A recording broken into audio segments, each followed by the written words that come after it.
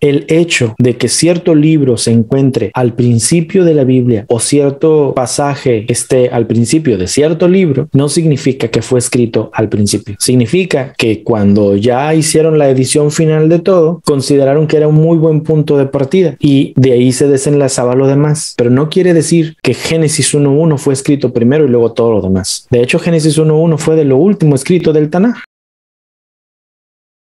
Pesaj es una celebración donde nosotros recordamos la salida del pueblo de Israel de Egipto con brazo fuerte y mano poderosa de parte de nuestro Creador y llevándolos por el Mar Rojo hasta cruzar hacia el desierto y luego rumbo a la tierra prometida. Es la conmemoración de la última de las plagas donde el Creador mandó al ángel de la muerte que destruyó a todos los primogénitos de Egipto y libró a su pueblo. Pasó de largo cuando miraba sangre en los dinteles de las puertas de sus casas, sangre de cordero. Y nosotros que creemos en el Mesías Yeshua, tenemos también una confirmación espiritual de que Yeshua vino justamente en el día de Pesaj a entregar su vida en el madero, a morir y luego a resucitar en el tercer día, justamente a la celebración del día de los primeros frutos. Creemos en ello, lo predicamos y lo vivimos diariamente. Absolutamente sí. Eso es Pesaj. Podría terminar el video aquí, claro, no lo voy a hacer. Considerando que la historiografía y la historiosofía son dos ciencias distintas derivadas de la historia en general y que la Biblia es historiosófica, quiero explicarle que la historiografía nos dice que Pesaj no inició en la Biblia y Pesaj no inició en Egipto. Pesaj lo iniciaron en el Pashajú, los beduinos en la tierra de Canaán o lo que hoy llamamos Israel. Y hasta el día de hoy lo siguen celebrando y ellos son los que originalmente ya hacían lo de poner la sangre en los dinteles de sus puertas, aunque bueno, no tienen puertas porque viven en tiendas y comen el pan sin levadura y cada vez que llegaba la primavera ellos estaban celebrando, o hasta el día de hoy lo hacen, el inicio de la primavera. Son fiestas agrícolas en realidad. La mayoría de las fiestas de la Biblia son fiestas agrícolas y ese ritual del Pashajú los israelitas lo adaptaron y lo consideraron como importante para ellos con referencia a Adonai, Éxodo 7:3. Pero yo endureceré el corazón de el faraón para multiplicar mis señales y mis prodigios en la tierra de Egipto. Y no los va a oír, pero yo voy a herir a Egipto con grandes juicios. Debe usted saber, y es posible que algunos ya lo sepan, que muchas de las plagas que nosotros vemos reflejadas en la Biblia son producto de la erupción de un volcán llamado Santorini en una de las islas griegas, que hizo que todo el desecho volcánico que caía creara en el río Nilo un ambiente inhóspito para los animales y por eso se llenó de sangre, porque se murieron los animales. Los únicos que pudieron sobrevivir fueron las ranas, porque son anfibios que salen del agua y por eso hubo una infestación de ranas en todo Egipto. Se murieron los ganados porque tomaban agua y se envenenaron, etcétera, etcétera, etcétera. Igual la gente tuvo todas esas enfermedades. Y entonces la Biblia nos da la interpretación en perspectiva de manera espiritual de por qué esas cosas estaban sucediendo. Debemos entender también que ese suceso del volcán Santorini sucedió en el año 1450 antes de Cristo, lo cual lo sitúa antes de la salida de los israelitas de Egipto, que según la Biblia pudiera ser como en el 1200. Por lo tanto, vemos allí la mano de los escritores de la Biblia tomando en cuenta eventos históricos para explicar por qué fue que ellos salieron, pero adaptándolos a una posible salida de los israelitas de Egipto. Tal vez es complicado de asimilar lo que acabo de decirle. Muchas veces hemos visto que los eventos históricos reflejan en perspectiva la mano de Adonai. La Biblia te muestra en perspectiva qué fue lo que sucedió. Es poner simplemente los puntos sobre las sillas y decir, esto pasó por este motivo. Cuando ves entonces las plagas en la Biblia y decir, Yahweh las mandó por este motivo, posiblemente fue así. ¿Que Adonai utilizó los sucesos naturales? Posiblemente sí, pero de que sucedieron en la fecha que dicen que sucedieron, bueno, eso ya es cuestión de estudiar historiográficamente las cosas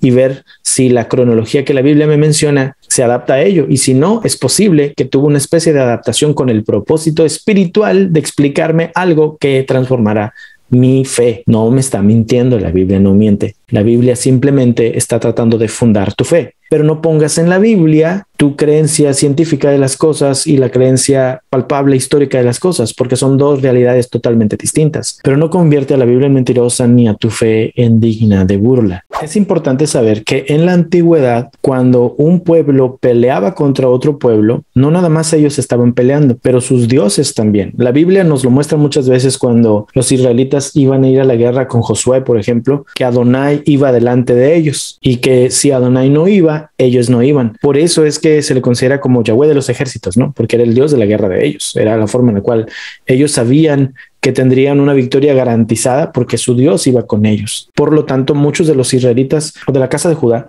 cuando se fueron a Babilonia, por ejemplo, ellos pensaron, no, pues ya Yahweh nos abandonó y es débil. Por eso es que terminaron creyendo en otros dioses, aún estando en Babilonia. Y otros dijeron, no, nos mandó a Babilonia por causa de que nos está castigando por todo lo que hicimos antes. Y usted lo puede ver en el video de identidad. Explicamos por qué la casa de Judá se fue a Babilonia. Pero debe saber que hubo gente de los judíos que no creyeron ya en Yahweh tras irse a Babilonia. Y lo vemos reflejado en la Biblia, en el libro de Esther. Una realidad del libro de Esther es que Esther es el nombre de Istar y Mardoqueo es Marduk. Y esas son realidades que solamente una persona que se tapa los ojos no las quiere ver en la Biblia, porque no todas las perspectivas de la Biblia son de personas del mismo punto de vista. Había personas con diferentes ideologías y los que regresaron de Babilonia, no todo el mundo estaba de acuerdo con adorar a Yahweh. Algunos sí, algunos otros no. Tanto podemos ver que hay una gran influencia de pueblos extranjeros con doctrinas extranjeras en los israelitas que volvieron de Babilonia,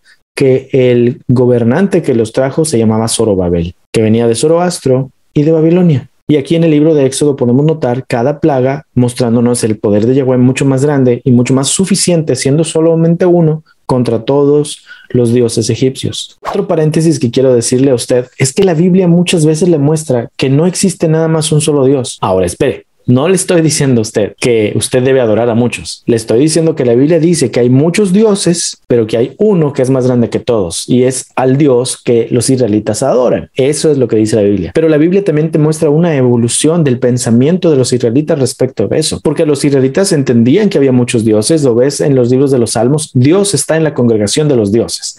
En Deuteronomio 32 dice que el Elohim Altísimo dividió la tierra entre sus hijos y se refería a los dioses. Entonces la Biblia no está negada ante esa idea, y a ese reconocimiento de haber varios dioses pero adorar solamente a uno se le llama monolatría. Y los israelitas eran monolátricos por mucho tiempo antes del exilio. Cuando regresaron del exilio, unos dijeron ya no quiero saber nada de Yahvé, pero otros dijeron no, solo existe uno y se acabó. Y entonces es donde viene el verdadero monoteísmo, donde no existe ningún otro tipo de Dios a los oídos de esa persona que dice ser monoteísta. Si usted dice yo soy monoteísta, entonces usted no debería admitir en su mente ni en su corazón la idea de la existencia de ningún otro ser espiritual que no fuera su Dios. Y eso incluye a Satanás. Lo que quiere decir que posiblemente no somos monoteístas, más bien somos monolátricos. Si usted cree que existe Dios, Yahvé, pero también cree que existe el enemigo, Satanás, técnicamente usted no es monoteísta, usted es monolátrico. Usted cree en uno, pero entiende que existen otros. No los adora, solo los reconoce y dice, no, pues ahí están, porque la Biblia dice que es el Dios de este mundo. Entonces, si existe, porque la Biblia dice que existe, técnicamente la Biblia a mí me dice que yo debo adorar a uno, pero entiendo que hay otros, así es que yo no soy monoteísta, porque el monoteísmo puro no admite en lo absoluto la existencia de ningún otro ser espiritual que pudiera llamarse a sí mismo Dios con D mayúscula o con D minúscula. Y es por eso que hay una gran diferencia entre el judaísmo y el cristianismo, porque el judaísmo es monoteísta. El judaísmo no acepta la idea de que exista otro ser espiritual más que su Dios Hashem o Yahvé o como ellos lo llamen. Y el cristianismo tiene la idea de que Dios sí puede manifestarse de diferentes formas. Por ejemplo, que se manifieste como Padre, como Hijo y como el Espíritu Santo, y lo interpretan como una especie de un Dios que es hombre, siendo Jesucristo a los ojos del cristiano, y al mismo tiempo un Dios que es Espíritu, y al mismo tiempo un Dios que es Padre celestial, y los tres son Dios al mismo tiempo que los tres son tres personas distintas. Eso se llama Trinidad. Y cuando usted viene a las raíces hebreas, movimiento mesiánico, lo que sea, usted viniendo del cristianismo empieza a desprenderse de la idea de tal cosa como tres dioses, porque la Trinidad técnicamente son tres dioses que son un solo Dios al mismo tiempo. Y dices, no, Shema Israel, Adonai Eloheinu, Adonai Echad, solamente existe uno, pero empiezas en un conflicto, porque ese Shema es monoteísta. Por lo tanto, no debiera admitir la idea de un hijo siendo al mismo nivel que el padre. Y también dicen, Dios no es hombre para que mienta, ni es hijo de hombre para que se arrepienta. Empieza el conflicto entre los hermanos que están guardando la Torah de si Yeshua realmente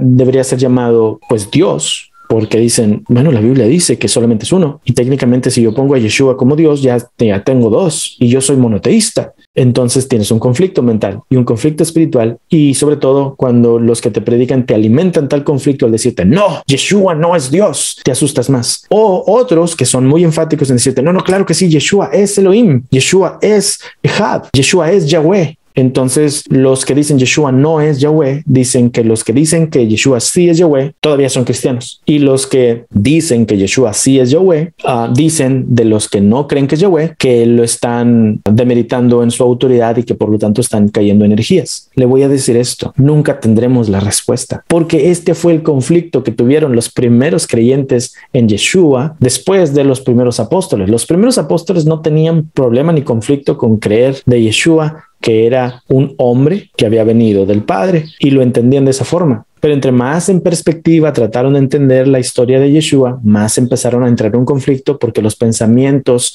de los gentiles que se estaban haciendo parte de la secta de los creyentes en Yeshua no concebían la idea de que Yeshua, siendo del Padre, pudiera ser un hombre entre ellos que tuviera totalmente toda la autoridad del Padre para representarle aquí. Y decían, no, tiene que ser un Dios. Se empezó a crear la idea de que Yeshua tenía que ser Dios, si no, no pudiera hacer nada de las cosas que podía hacer. Y se fue evolucionando y al día de hoy tenemos todos este conflicto. La pregunta sería, ¿Yeshua es Dios o es solamente un hombre? La respuesta no la tenemos. Mejor aprendamos a vivir con ello. Yo puedo tener una perspectiva personal, usted puede tener otra, pero a fin de cuentas, solo hasta que podamos ver al Eterno cara a cara, entenderemos todas las cosas y nos va a volar la cabeza. Pero antes de ello, posiblemente no lo sabremos. No estoy tratando de ser fatalista, estoy tratando de simplemente mostrarle las cosas de la manera como debiera usted verlas y saber que no vale la pena tomar la antorcha y tratar de linchar al que no piensa como tú. Su servidor estudia mucho, su servidor se pone a orar mucho, porque entre más estudio y más busco de Adonai, más quiero comprenderlo, amarlo y buscarlo solamente a él. No me interesa otra cosa. Yo quiero servirle con todo mi corazón, yo quiero guardar sus mandamientos, yo quiero predicarle al mundo sobre ese que vino a salvar mi vida. Y si Yeshua es solo un hombre, pues gloria a Adonai, tiene muchísimo valor el hecho de que siendo un hombre hubiera podido hacer muchas cosas que nadie más pudo hacer. Si Yeshua es Elohim entre nosotros, pues gloria a Adonai, vimos su gloria como la del único gestado de Elohim entre nosotros. Si Yeshua es una mezcla entre las dos cosas, pues solo él lo sabe. Le estoy tratando de ser honesto y decirle que no lo sé todo, nunca lo he sabido, ni lo sabré, pero le puedo decir de frente,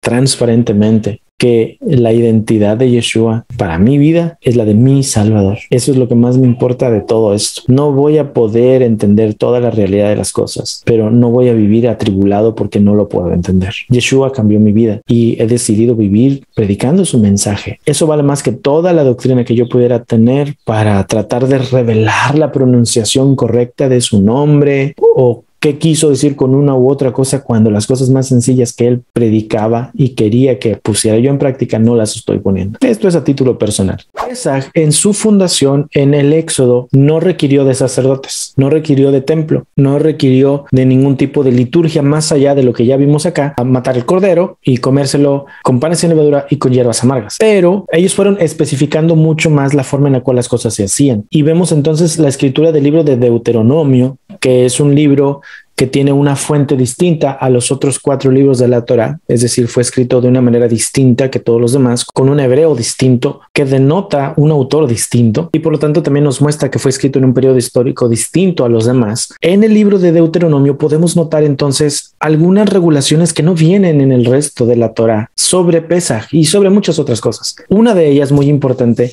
es el hecho de que Pesaj se debe celebrar solamente en el lugar donde Adonai dice, Deuteronomio 16:2, sacrificarás la ofrenda de Pesaj al Eterno tu Elohim de las ovejas y además ofrendarás vacunos en el sitio que ha de elegir el Eterno para que descanse su nombre. Y eso se refiere a Jerusalén. Deuteronomio 16:5-6. No puedes sacrificar la ofrenda de Pesaj en una de tus ciudades que te da el Eterno tu Elohim, excepto en el lugar que ha de elegir el Eterno tu Elohim para que descanse su nombre. Allí sacrificarás la ofrenda de Pesaj en la tarde, cuando baje el sol a la hora de tu partida de Egipto. Los versos anteriores nos hacen ver que para celebrar Pesaj entonces bíblicamente necesitamos, número 1, ir a Jerusalén, el lugar donde Yahweh puso su nombre, y número 2, ir al templo, que que es la locación física, y número 3, sacerdotes para que hagan el sacrificio. Por lo tanto, como no hay templo y no hay sacerdotes, y aparte no deberíamos estar haciendo sacrificios de animales, técnicamente no estamos celebrando Pesaj como la Biblia lo dice. Así es que viene la pregunta. Si no estamos celebrando Pesaj como la Biblia lo dice, ¿estamos entonces nosotros rompiendo los mandamientos? Quiero darle una muy breve clase de historiografía israelita. El libro de Deuteronomio fue escrito en el tiempo en el cual nosotros en la Biblia podemos ver en el libro de los Reyes que el rey Josías mandó a hacer las renovaciones del templo de Jerusalén. Casualmente encontraron el libro de la ley. Se cree tradicionalmente que el libro que encontraron fue el libro de Deuteronomio. Yo no creo necesariamente que haya sido Deuteronomio, pero me parece que pudo haber sido un documento que da lugar a Deuteronomio, porque no todo lo que viene en el libro de Deuteronomio está escrito en el mismo tipo de letra hebrea, pero ciertos capítulos, que a fin de cuentas la Biblia original no tenía capítulos ni versículos, pero lo que consideremos capítulos cuadran mucho con las reformas de Josías. Lo que te pone a pensar, realmente en el tiempo de Josías sí se encontró ese libro, ese rollo allí escondido, o realmente lo escribieron en ese momento, es algo que al menos al día de hoy no sabemos. Lo que sí podemos darnos cuenta es que Josías fue un rey muy importante y que Josías es el único rey de toda la Biblia, incluido el rey David, que la palabra dice que no se apartó de la palabra de Adonai de izquierda ni de derecha. Fue el primer rey absolutamente monoteísta, diagonal monolátrico, ¿verdad? No eran monoteístas porque todavía creían que habían otros dioses y el dios de ellos era el más importante, y Josías era monolátrico. En Segunda de Reyes podemos ver entonces el reinado de Josías desde la perspectiva yavista de los que adoraban a Yahvé. Pintan a Josías como posiblemente el mejor rey de Judá y posiblemente sí lo fue. Historiográficamente también es cierto. Josías fue muy buen rey y Josías hizo cosas que nadie más había hecho antes. Quizá fue allí donde se empezó a implementar la idea de el Pesaj, porque la Biblia dice que Josías celebró Pesaj y nunca antes se había celebrado Pesaj en Israel. Quiere decir que ni en el tiempo de David se celebraba Pesaj. No lo estoy diciendo yo, lo dice la Biblia. Lo podemos leer en 2 de Reyes 23:21. Entonces mandó el rey a todo el pueblo diciendo: hagan la Pascua a Yahweh su Elohim conforme a lo que está escrito en el libro de este pacto, que es el libro que habían encontrado en el templo. No había sido hecha tal Pascua desde los tiempos en que los jueces gobernaban a Israel, ni en todos los tiempos de los reyes de Israel, ni de los reyes de Judá. A los 18 años del rey Josías fue hecha aquella Pascua a Yahweh en Jerusalén. Quiere decir que David, que Salomón, que Saúl, todos esos reyes no celebraban Pesaj desde el tiempo de los jueces. Y si tú estudias historiográficamente la historia de Israel, el tiempo de los jueces es muy posiblemente el proto-Israel, el Israel más antiguo de todos. Toda la historia literaria de Israel es basada en leyendas mucho más antiguas que los mismos jueces. No estoy diciendo que no sucedieron, estoy diciéndoles que son cosas que la Biblia te las maneja de una manera y que historiográficamente tal vez no sucedieron necesariamente así, pero que eran historias que tenían a lo largo de tradiciones todos esos hombres de los jueces en adelante. Y son cosas complicadas de asimilar, no de entender, pero se pueden estudiar. Pero le menciono lo de Josías y le estoy hablando de todo esto porque tiene que comprender algo. Fue hasta el tiempo del rey Josías que el sacerdocio pudo encontrar un rey con el cual podían ellos tener migas, pues trabajar en equipo y crear una religión nacional donde solamente se adorara a Yahweh. Se estaban sentando las bases para adorar solamente a Yahweh. Y se fueron después a Babilonia porque obviamente la Biblia dice que después de Josías se levantaron reyes que eran malos y que tumbaron todo lo que Josías estaba tratando de hacer. Josías era un muy buen rey. Entonces caen en condenación porque ya venían de mal en peor. Los que regresan y que venían con la misma escuela doctrinal de los que andaban con Josías tratan de ver por qué las cosas sucedieron y son los que a fin de cuentas redactan mucho de lo que tú ves en la Biblia. Las leyes que vienen en Éxodo y en Levítico, aunque las de Deuteronomio ya estaban. Y es por eso que debemos ser sabios cuando estudiamos la Biblia. El hecho de que cierto libro se encuentre al principio de la Biblia o cierto pasaje esté al principio de cierto libro no significa que fue escrito al principio. Significa que cuando ya hicieron la edición final de todo, consideraron que era un muy buen punto de partida. Y de ahí se desenlazaba lo demás, pero no quiere decir que Génesis 1.1 fue escrito primero y luego todo lo demás. De hecho, Génesis 1.1 fue de lo último escrito del Tanaj. ¿Por qué? Porque era un muy buen punto de partida, un prólogo para todo lo demás, pero ya habían escrito mucho. Debemos tratar de estudiar a profundidad el periodo histórico y el periodo cultural y la idea religiosa de cada uno de los autores, de cada uno de los vestigios bíblicos que tenemos, porque no todos los libros de la Biblia fueron escritos de principio a fin por la misma persona, fueron escritos por decenas de personas distintas, a veces un mismo capítulo, con perspectivas distintas, con interpretaciones distintas, con forma de escribir distintas. Y sabe algo, eso no lo notas si solo lo lees en español, porque cuando tú lo lees en español y agarras todo esto, pues tú lo miras como lo mismo. Pero si lo lees en hebreo, puedes entender que hay hebreo muy antiguo y hebreo más moderno en la misma frase. Y ese tipo de ejercicios de estudio profundo de la Biblia se puede hacer con cualquier tipo de libro, no nada más con la Biblia. Si tú lees un libro escrito el día de hoy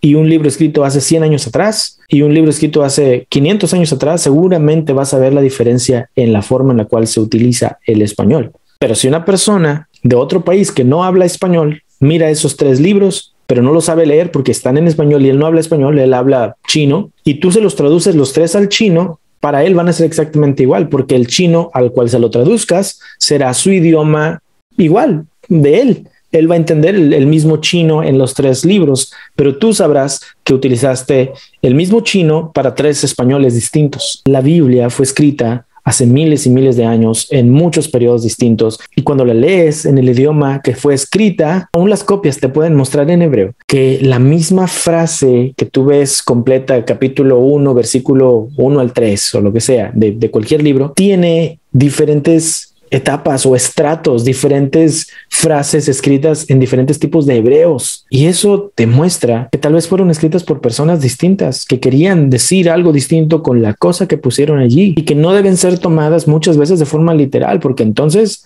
estaríamos haciendo, en México decimos, una capirotada, una mezcla de muchas ideas, creyendo que son congruentes y a veces no lo son, porque son diferentes pensamientos de diferentes doctrinas que trataban de explicar lo mismo. Y esto se tiene que aplicar en toda la Biblia. No nada más ahorita que te estoy hablando de esto, te estoy utilizando el tema de Pesach para explicarte algo mucho más profundo. Pero esta situación no es un problema de la Biblia, es un problema de nosotros, de que pensamos que la Biblia es inmaculada, perfecta, que no tiene un solo error, y la verdad no es así. No es, no porque no sea la palabra de Dios o porque no sea inspirada, sino porque la inspiración no la entendemos de la forma como la Biblia dice. Es importante entender lo que le estoy diciendo, porque tal vez haya personas que coinciden con lo que estoy explicando, pero ellos ya no creen en la Biblia. Yo sí creo en la Biblia. Yo creo que sirve para mi crecimiento espiritual, porque yo creo en el Elohim de la Biblia, pero ya no soy un niño espiritual para estar, dice la palabra, siendo llevado por todo tipo de viento de doctrina, por estratagemas de hombres que utilizan la Biblia para torcer con las artimañas del error, torcer mi fe. No, yo entiendo que hay cosas que simplemente la Biblia no está tratando de abordar y yo la trato de estirar para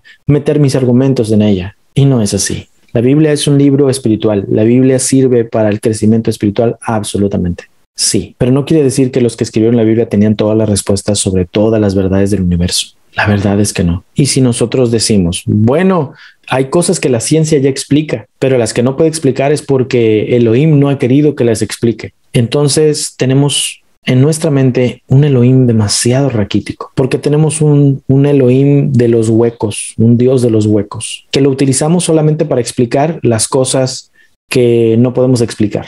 Prácticamente estamos diciendo, yo creo toda la ciencia, pero cuando no la crea, voy a decir que es Dios. Entonces realmente no crees en Dios. Tú simplemente lo estás usando como muleta para las cosas que todavía no comprendes. Pero te sorprenderá cuánto la ciencia ha avanzado para explicar muchas de las cosas que tú todavía con la Biblia dices que tienen que ser de una u otra forma. No te estoy diciendo que la Biblia está mal. Yo creo en la Biblia, pero la Biblia tiene su lugar. Por ejemplo, la Biblia dice que la tierra es plana. En este momento, tal vez muchas personas van a saltar de alegría y decir, wow, Eliud es terraplanista. Y llegó un momento donde sentí que sí debiera hacerlo porque yo creo que la Biblia es verdad. Pero luego entendí que la Biblia sí es verdad, pero que no está tratando de llenar toda mi verdad del mundo natural de las cosas, sino más bien mi verdad del mundo espiritual. Entonces me di cuenta y dije, ok, por eso es que ciertas cosas que yo trato de hacer encajar no encajan, porque la Biblia no está tratando de encajar en mi mundo natural. La Biblia está tratando de encajar en mi mundo espiritual, es decir, mi comportamiento para ser un mejor hombre con las de enfrente y un mejor hombre a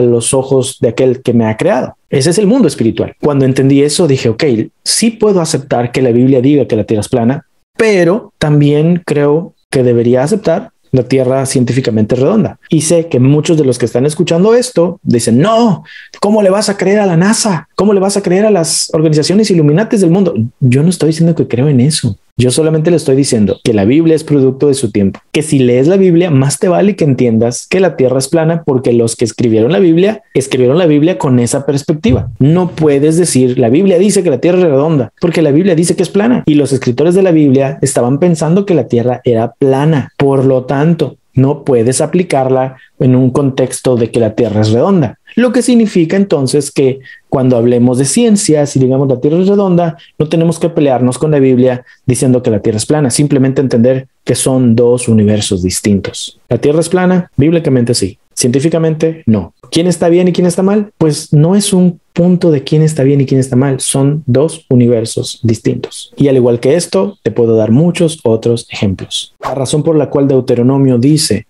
que solamente debe hacerse Pesaj en el lugar que Adonai estableció, y casualmente ese lugar donde ellos estaban, es porque en el tiempo de Josías no nada más los levitas de Jerusalén eran los únicos que eran levitas, y no nada más existía el templo de Jerusalén, había levitas en todo Israel, porque los levitas eran sacerdotes ambulantes que iban para ser los adoradores oficiales del pueblo en donde sea que ellos estaban. Entonces los que estaban siendo protegidos por la corona, por Josías, empezaron a decir, bueno, a nosotros nos conviene ahora sí hacer una especie de federalización de toda la nación de Judá y luego tratar de conquistar las tierras del norte, porque ya no existía la nación de Israel, y entonces darnos a todos una identidad como pueblo. Aquí es donde se va gestando la identidad de Israel. Por eso la necesidad de crear un Pesaj, un día de independencia, con una historia diciéndonos esto Adonai nos lo dio cuando salimos de Egipto, cuando la historia muestra que viene de otro lado y que los israelitas lo tomaron con el propósito de darse una identidad como nación. ¿Es algo malo? No necesariamente. ¿Es algo que rompe los paradigmas de lo que hemos creído, de lo que la Biblia dice? Sí, absolutamente. Porque eso hará que te empieces a cuestionar todo. Y empiezas a decir, ¿la Biblia dice que es correcto el sincretismo? ¿La Biblia está a favor de tomar las tradiciones de otros y luego utilizarlas para mí? Pues no se supone que la Biblia dice que, y mismo Deuteronomio, que yo no mire las cosas que hacen los otros pueblos y decir, yo voy a tratar de hacer eso para mi creador. Y te voy a decir que sí, que hay una incongruencia. Sobre todo porque esos que te dijeron no hagas lo otro son los que agarraron las cosas de los otros para tratar de adorar al que tú amas con todo tu corazón. Ese es uno de los motivos por los cuales tu servidor entendió que mucho más que poner mis ojos en la Biblia como libro inmaculado, perfecto, sin un solo error, debo poner mis ojos en aquel que estaba inspirando a los que escribieron este libro y que en su misericordia toleró que escribieran cosas que tal vez él no pensaba. Tiene incongruencias, pero eso no significa que ya no vas a creer nada de lo que viene allí. No podemos tener un amor platónico, que cuando se nos rompe la burbuja tenemos que decidir si realmente queremos seguir creyendo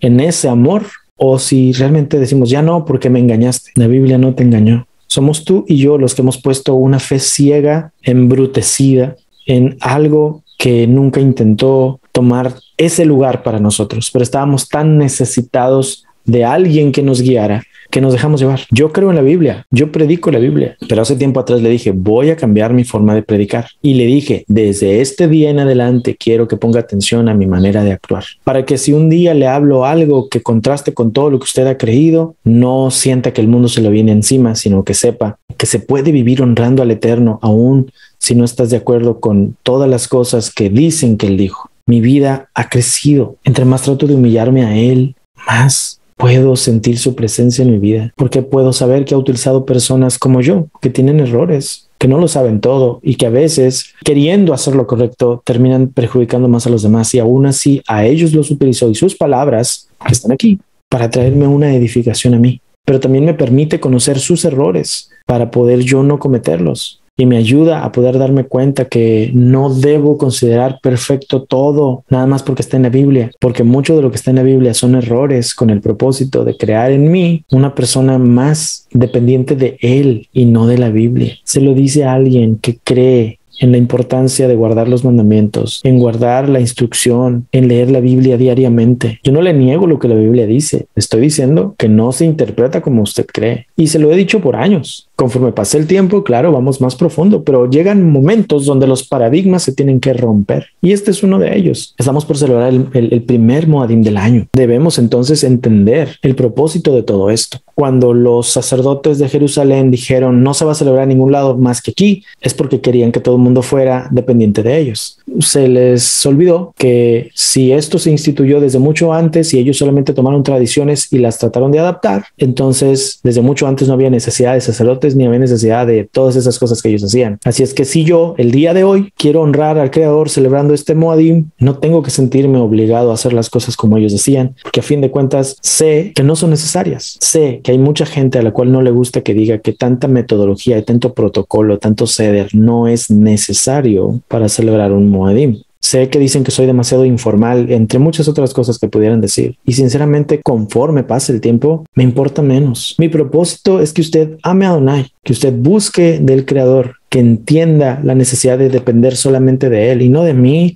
y no de ningún otro predicador. Si eso provoca que haya una división en los pensamientos de la gente, prefiero eso a seguir siendo parte de un ciclo de dependencia. No podemos seguir esperando que el de enfrente siempre nos enseñe qué hacer, porque esa simbiosis en realidad es codependencia, hace que la persona que resulta tener respuestas se llene de seguidores y esos seguidores endiosen a la persona o la persona se aproveche de ellos, cualquiera de las dos cosas que pase primero. Pero a fin de cuentas empieza a suceder esta situación donde ya el que predica se siente atado a lo que le dijo a los otros y donde el que escucha dice, este es el maestro que me gusta. Hace tiempo atrás su servidor decidió dejar de predicar como lo hacía antes. No estoy diciendo que renuncio a lo que creo, pues para nada, pues me ve aquí hablándole de Pesaj. Solamente que la forma en la cual hablo las cosas tiene que cambiar, porque la forma en la cual entiendo la Biblia ha cambiado en muchos aspectos. La forma en la cual hoy la trato de aplicar es mucho más profunda, no ha cambiado de para mal, al contrario, más y más me aferro a la instrucción de mi Creador. Pero entiendo que puedo ver su mano, su actuar, sus instrucciones en mucho más allá que solamente ritualismos. El Tanaj fue escrito por muchos años y por lo menos tiene 4 fuentes distintas que revelan la evolución teológica de Israel. Así es que no podemos nosotros decir que de principio a fin todas las cosas son tal cual a detalle. No es así. Y el Brit Hadashah es un rollo completamente distinto. ¿Eso le quita valor espiritual? Solo le quitará valor espiritual si tú quieres. Si para ti no tiene valor,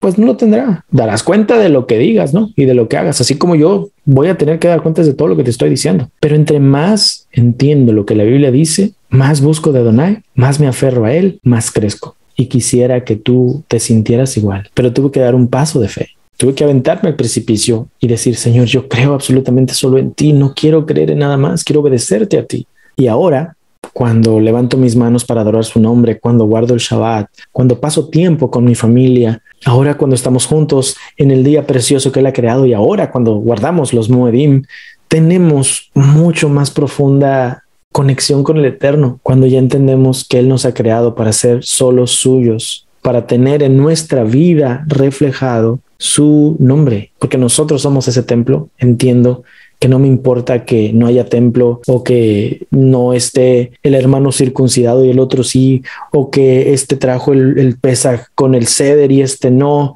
Esas cosas no tienen importancia. Y si quieres que tengan importancia es porque tú quieres seguir siendo parte de una religión y te respeto. No es malo si quieres hacerlo. Solo sabe que hay alternativas. En conclusión, entonces, quiero que sepa esto. Pesaj es el Moedim donde nosotros dejamos de ser esclavos al sistema de este mundo para que por medio de la obediencia a la instrucción tan sencilla que se les dio a los israelitas de poner sangre en las puertas, por medio de esa obediencia nosotros también pongamos la sangre del Cordero en nuestras vidas, nos humillemos totalmente y decidamos caminar hacia donde Él nos quiere llevar. La palabra dice que somos hebreos porque dejamos la muerte y la condenación para cruzar hacia la vida eterna. Se nos llevó de la muerte a la vida. Y si nosotros, por la misericordia que se nos ha mostrado, somos obedientes en lo pequeñito, porque el primer paso de fe es la obediencia en humillación, con eso es suficiente. Podemos nosotros entonces ser salvos de la condenación que teníamos y ser llevados a una vida en abundancia. Esto es lo que debemos conmemorar en Pesaj. No se afane si no le salen bien los panes sin levadura, no se afane si no encuentra las hierbas amargas, no las va a encontrar, están en el desierto. No se afane si hoy no hubo cordero, fin de cuentas no va a sacrificar ningún tipo de animal porque no puede hacerlo, no es correcto. Pero no importa lo que usted haga, por más pequeño o modesto que parezca en casa, si lo hace con todo su corazón para tratar de recordar ese sacrificio, no nada más de la muerte de los primogénitos y el sacrificio del cordero que murió en cada casa, pero el sacrificio de Yeshua, si usted hace eso, si deja entrar a Yeshua en su corazón, en su vida, en su casa, si deja que la presencia de Adonai habite entre ustedes y de corazón y con mucho respeto, trata de honrarlo a él, amado hermano, usted está celebrando Pesaj.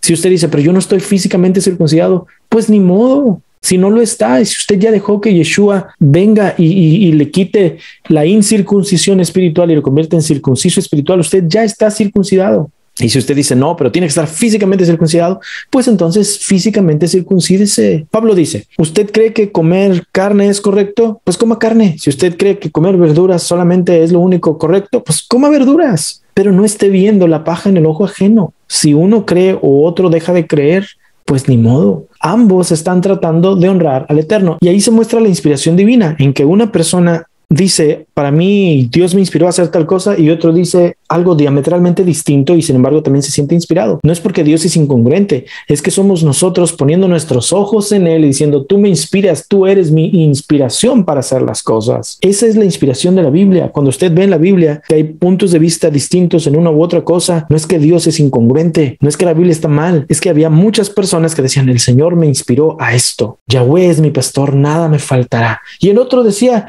Yahweh va conmigo como poderoso gigante. Entonces, ¿es pastor o es gigante? Quiere decir que todos ellos que estaban escribiendo tenían perspectivas distintas de su realidad y en ellas podían ver plasmada la mano del Creador para con ellos, porque así es como funcionan las cosas. No estaban tratando de ser históricamente correctos, estaban tratando de expresar lo que había en sus corazones. De la misma manera el día de hoy, si no eres perfecto en todo lo que haces, pero al menos haces algo, entonces estás haciendo lo correcto.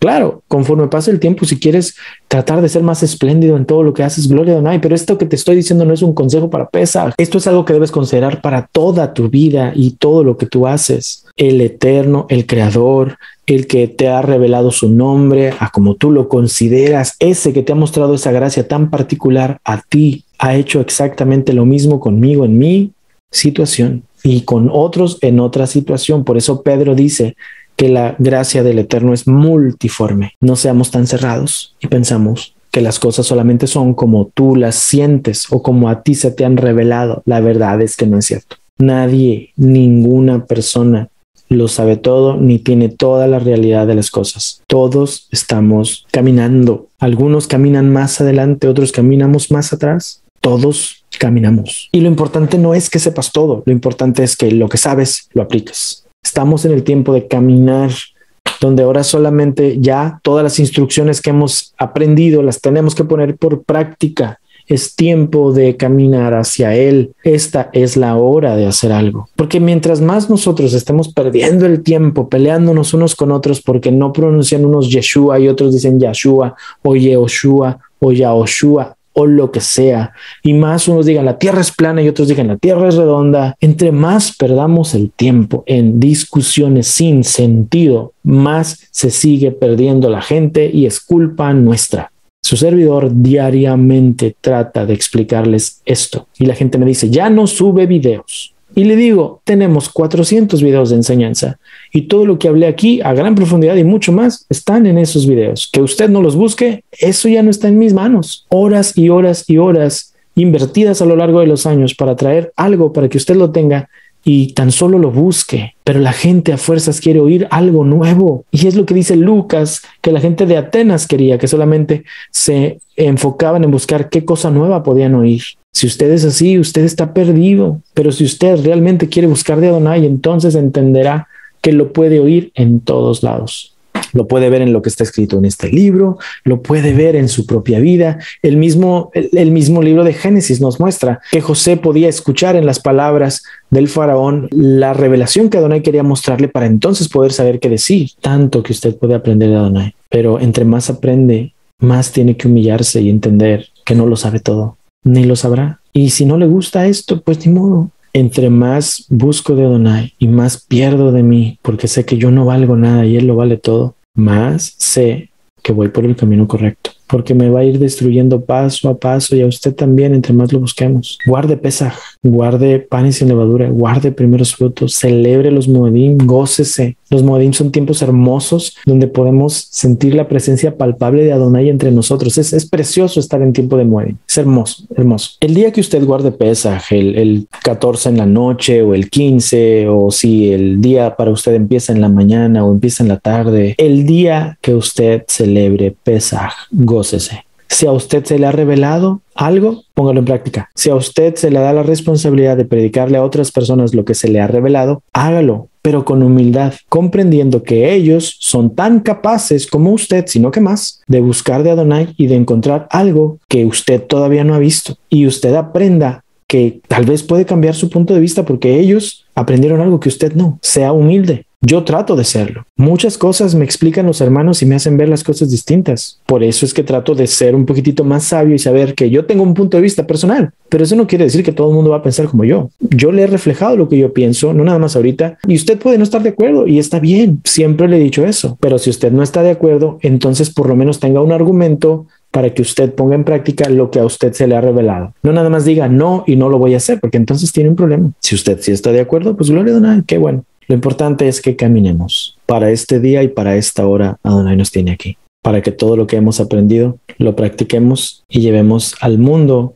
su verdad a través de nuestro comportamiento. Y entonces, al ser una ciudad asentada sobre un monte que no se puede esconder, nuestras acciones hagan que todo mundo adore a nuestro Creador. Esta es la hora. Yo quiero conocer a Jesús. Yo quiero conocer a Jesús. Yo quiero conocer a Jesús y ser Rabaná.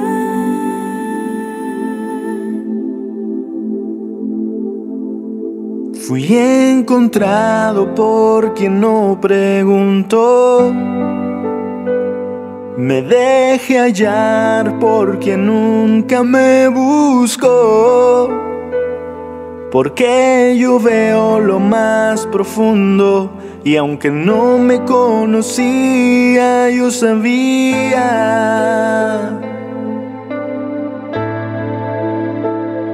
Y cuando yo la he bendecido, a otro Dios le agradece.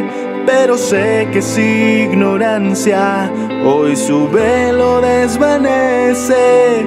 Yo quiero conocer a Jesús. Me canta sin saber.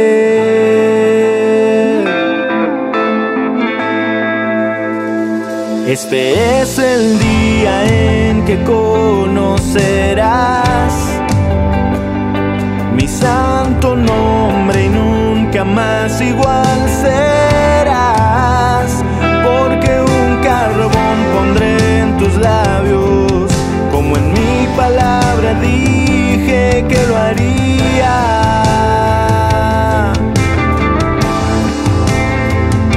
Y nunca más dirás Valí, porque yo soy tu Ishi, el esposo que te ama.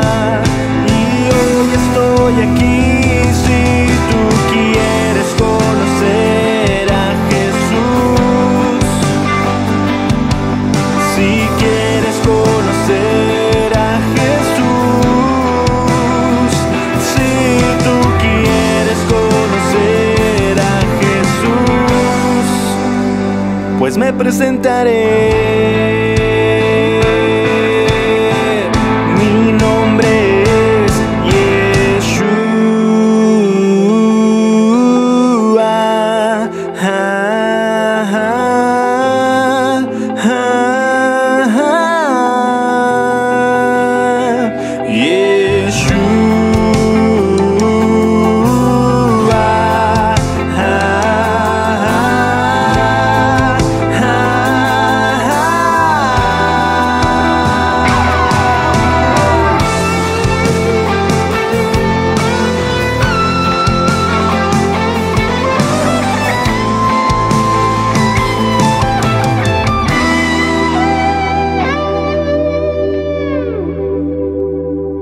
Por tanto tiempo esperé y esperé a que volvieras a la raíz de tu fe, a que anduvieras por la senda que te trajera de vuelta a mi casa.